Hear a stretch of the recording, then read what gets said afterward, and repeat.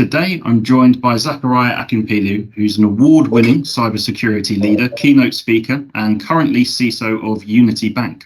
Thanks for your time today, Zechariah. All right, thank you.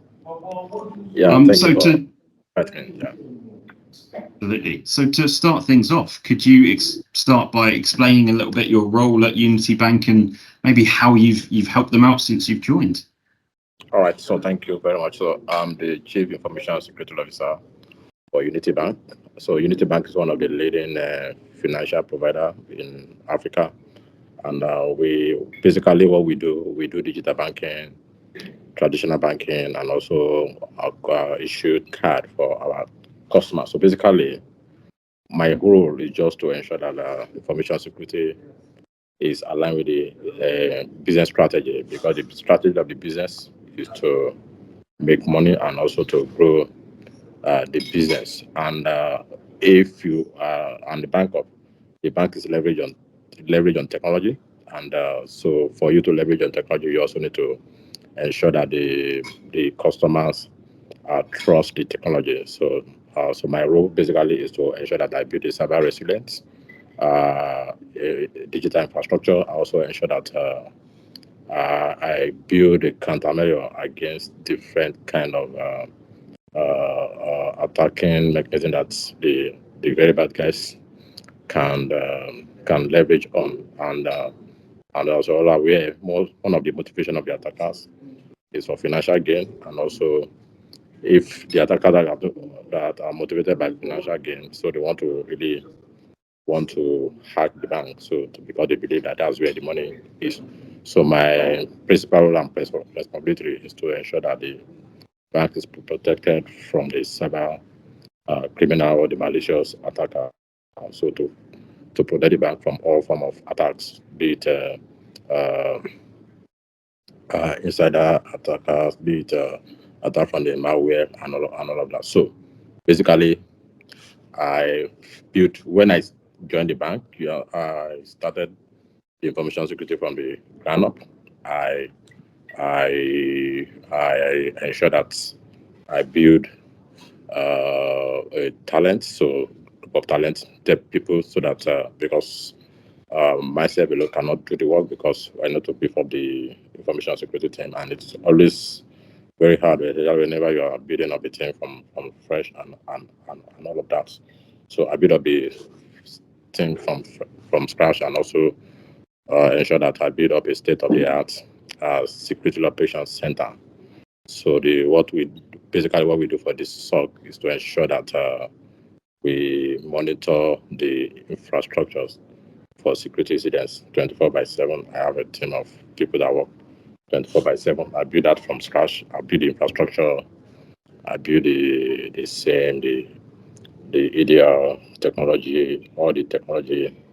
I build it from scratch, and also ensure that all the perimeters are well protected, and also ensure that beyond just building the infrastructure, I also ensure that I create an environment that will attract talents, that will attract actually cyber talents within the region, and also ensure that I train up everybody, because it's not just about the technology, also to look at the people, and also train up both the technical staff and non-technical staff, and also to ensure that everybody imbibe on the cybersecurity culture, because you can have the best infrastructure, and if people are not well trained, they might be the weakest link, and in cybersecurity, people are always the weakest link. So basically, that's what I've been doing for the bank, to ensure that the bank is immune from different form of cyber attacks. Awesome. Yeah, thanks so much for that overview. Really, really detailed on that, and absolutely, we'll talk a little bit more about that talent side of things in a second. The other thing I wanted to ask you is, as a speaker for GitX Africa, what insights can you give about the sort of state of the African startup scene at the moment? How's everything going on? So in Africa, so the state of the African startup ecosystem is growing, and because in Africa we have a lot of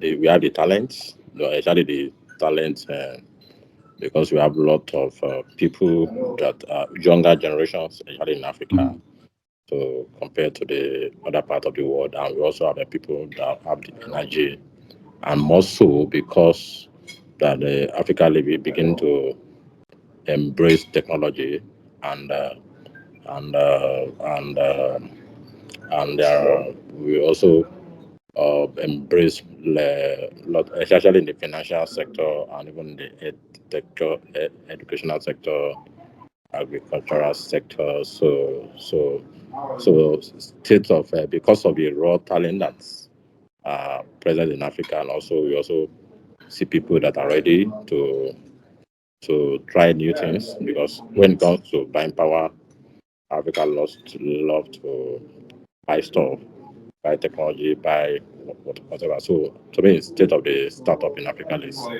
I think, is at the booming stage, and that's one of the reasons why GITES is launched, being the biggest startup conferences, so that it will be like kind of a venue whereby startup from different regions in Africa will be brought together. Also, investors from different part of the world will also come and see what they can do to help the startups, especially people in the preceding stage, or people that are still at the early stage, maybe at the stage of bootstrapping and all of that, and also people that want to scale up their startup businesses and all of that. So I think it's started at the infancy and it's at the booming stage. Yeah, so It's great to hear. Fantastic. And it's only going to help the rest of the world as everyone skills up, right? And some nice promising startups. Great to hear. Also, I saw you spoke at the Cloud and Cybersecurity Expo. I was there also. For anyone that's come to this video from my blog, they would have seen my post about it. But really, quite some CISOs are quite open talking at conferences. Some are not, but I'm assuming from how you do things, you feel it's quite important to speak at conferences. Why is that in your opinion? okay, so for me, my own opinion, I think it's all very, because as a CISO, you don't need to put yourself in a cocon. You know, to also let people be aware of what you are doing, and also share your knowledge and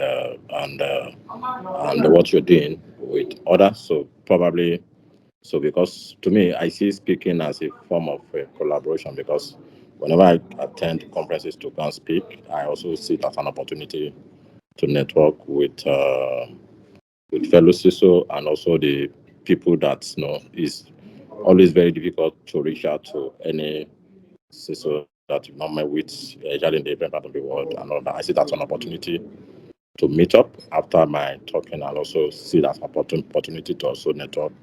So I see it as an opportunity that every CISO should try as much as possible, because to see it as an opportunity, not just for them to share what they do, because at the end of the day, you share what you do. Some people might also gain a valuable insight about what you do, because I see it as an opportunity to share your knowledge, to also see how you can share some cyber threat intelligence information, and as well as sharing, and then maybe they don't need the collaboration.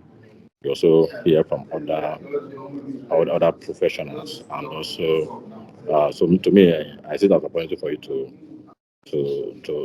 collaborate, and also listen to what others are doing here, gain valuable insight from what others are doing, so that you can also apply to your environment. So it's very important that CISO should learn to, yes, you learn to think globally and also act locally. So because it's when you attend CISO conferences in different parts of the world that you're able to gain valuable insight from different parts of the world based on best practice, and those valuable insights you can bring about to your local domain, where you can apply those insights and all of that. So Great advice.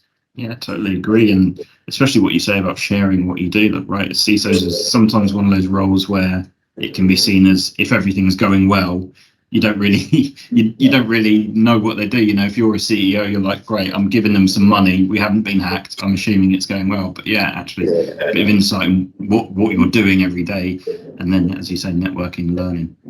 Great advice. Perfect. So a slightly broad question, but one I ask everyone. What do you think is the one biggest problem facing the security industry at the moment? Yeah, one of the biggest problems facing the security incident at the security industry at the moment is just that the emergence of the technology. As the technology emerged, the cyber threats to emerge. So now everybody want to leverage on AI. Everybody want to leverage on generative AI to improve on what you did to improve your processes and also innovate and all of that. So the cyber criminal too, they are also leveraging on technology. They to want to innovate it. They want to innovate.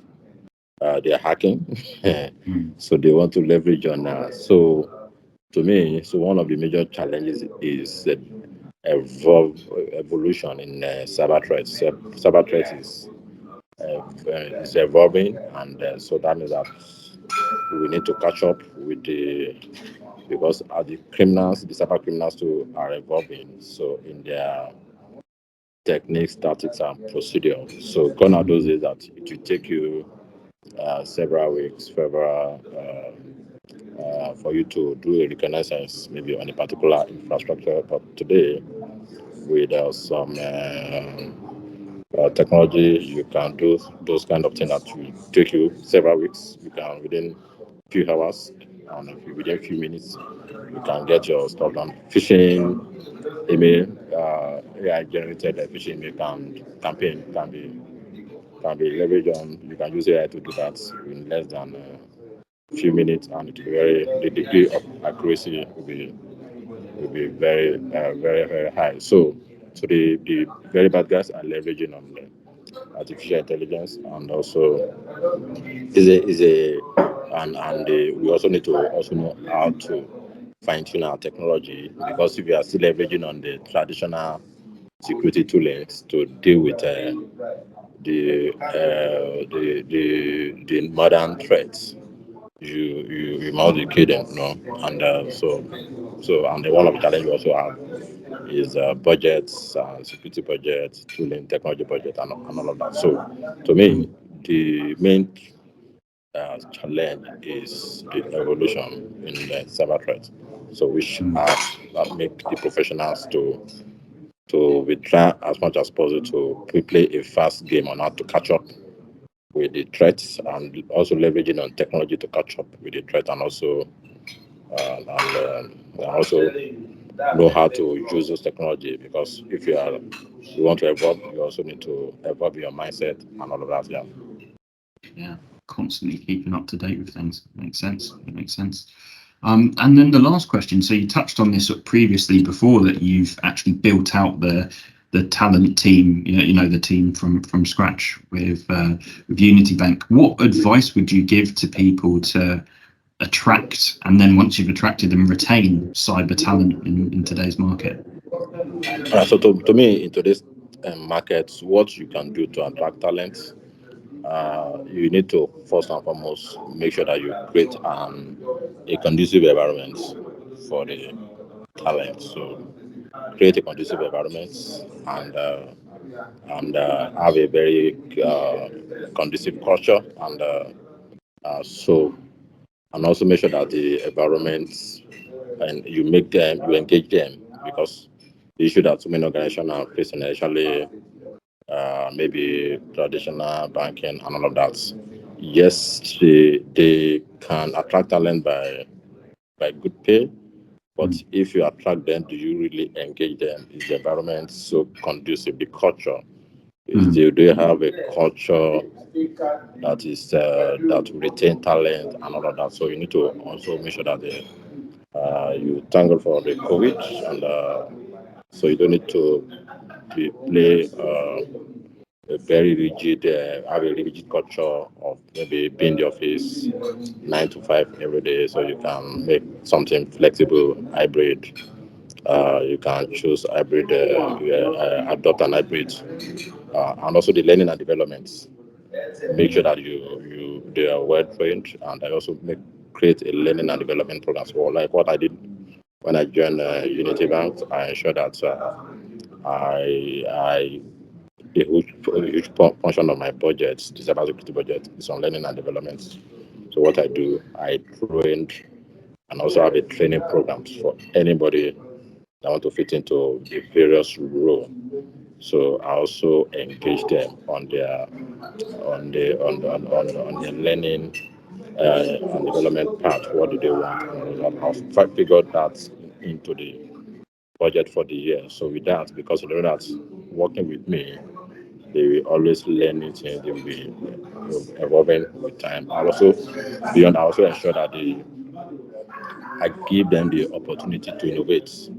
I give them the opportunity to not just restrict them to certain particular roles, particular job descriptions. I encourage them if they have the new initiatives, maybe the new ways of doing stuff, maybe new technology that they want to introduce, and also give them that opportunity to innovate. And also, so because we meet every week, I also ensure that they learn new things as a team, with the entire team.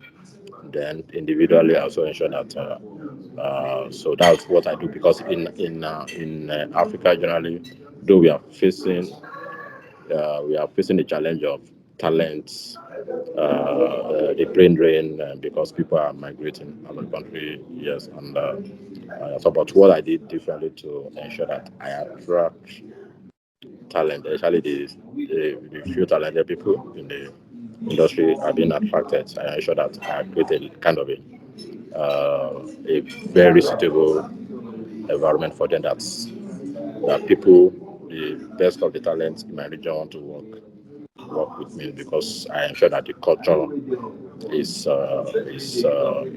conducive. I also ensure that the training and development whenever they work with me, if anybody will work with me within a couple of months, they will have gone ahead because not just a function.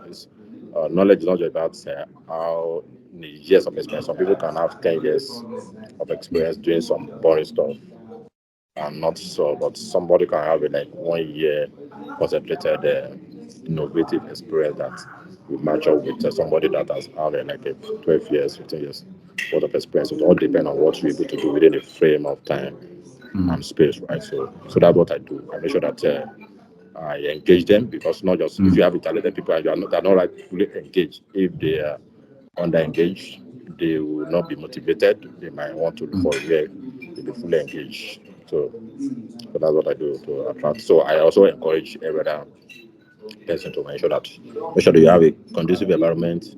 Don't joke with learning and development. Also, make sure that you have a very engaging program for different level of talent that you have in your environment, right? Great advice, and it sounds like it's working with how you've been able to grow the team out there. So fantastic. Well, look, thank you so much for your time, Zechariah. It's been great speaking to you. I hope there's some really interesting advice there for people that are listening in. So yeah, we'll wrap things up there. Thank you again. All right, thank you, James. Really appreciate the time.